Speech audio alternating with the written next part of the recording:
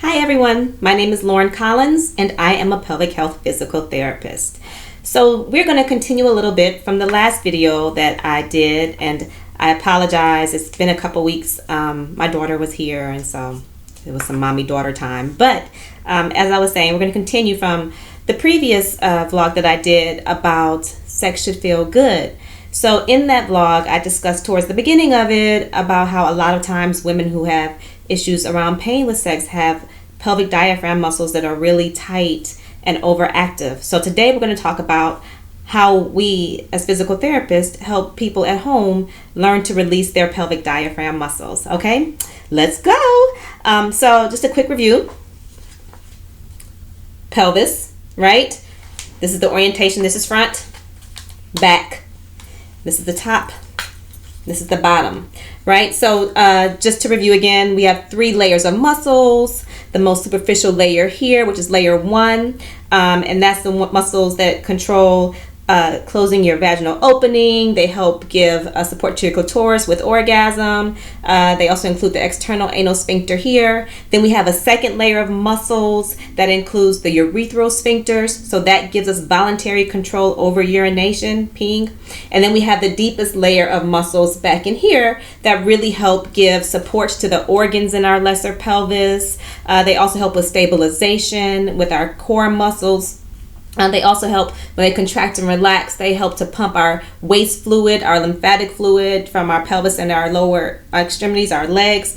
And then they also help with respiration. Okay, so that's a quick overview. If you want a little bit more detail, you can go to the previous vlog I did on pelvic anatomy. Okay, so when we are working with releasing these pelvic diaphragm muscles, it's important to get externally and internally into these muscles, because that's where you can access them best and reach them best. So if we imagine our pelvis as a clock, this is a different clock from the mobility clock vlog I did, as a clock. So this would be as if someone's laying on her back, right? The pubic bone up here, the pubic symphysis, pubic bone up here, this is 12 o'clock.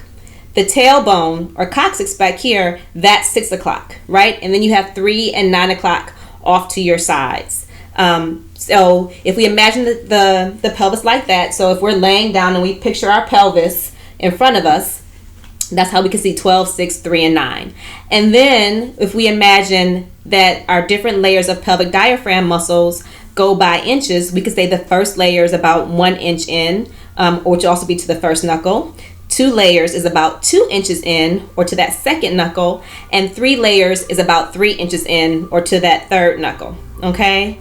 So one of the first things we want to do are to release the muscles on the outside. So if you are, say for instance, you have pain with intercourse, pain with sex, and you're at home and you want to try some of these things, first I want you to make sure you're very relaxed, you're very comfortable, your back is supported against your bed or your headboard, your legs are in like a butterfly stretch position where they're laid out to the side. And you have pillows to support both sides so you're not stressing your hips out, okay? If you have a mirror, get your mirror, and a big, real size mirror, not a little pocket mirror. And you can use that if you need to help visualizing or seeing something.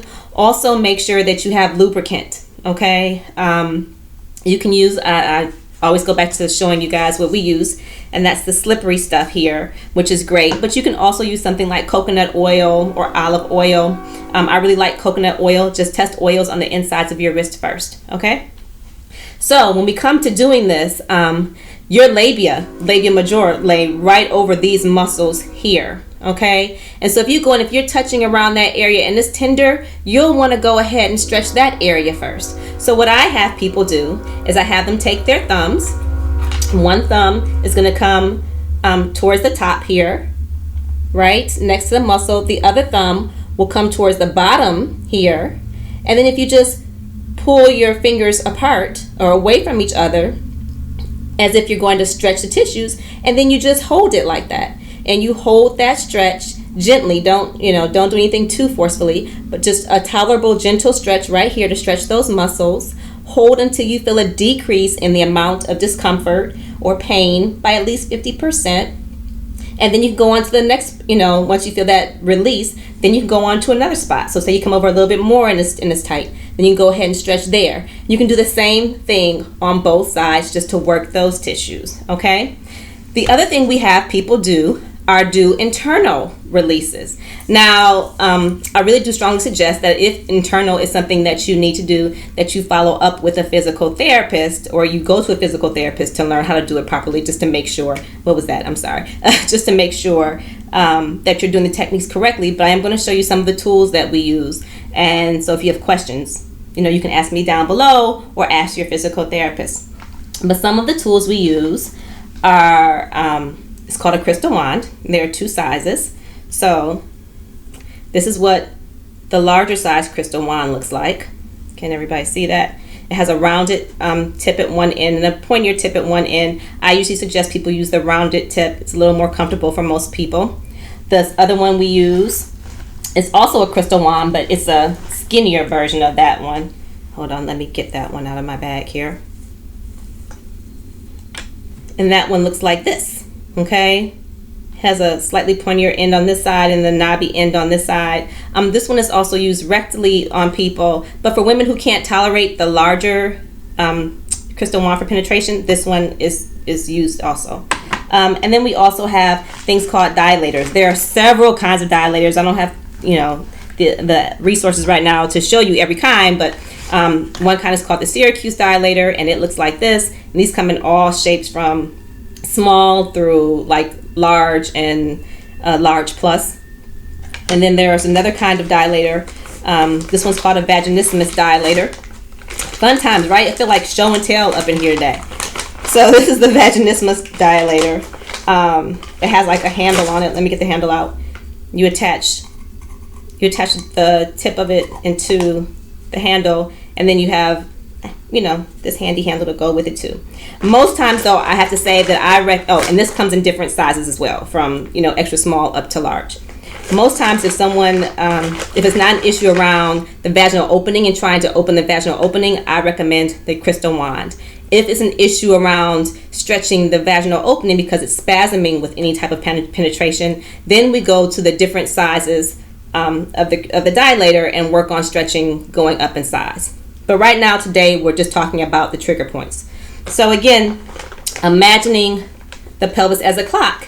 If you have your crystal wand and you insert it into the vagina about an inch in around the clock, then you're in your first layer. You can feel where you have points that are painful. Just go ahead and gently press the wand against that tender point. Hold it. Now, what people make the mistake with most times is they don't give themselves enough time for the release. Really wait. If you've been in pain for a really long time, it can take a minute for this to release, maybe up to a minute and a half, which can be long when you're just sitting there waiting with something pressing against a point. But when you feel the pain decrease, then you go on to the next spots around the clock. And then you can move that back into 2 inches to your second layer, 3 inches to your third layer, right? Around the clock, find where your spots are and just try and gently, and I stress gently, just help desensitize and help stretch those muscles. You can do a massage with the crystal wand.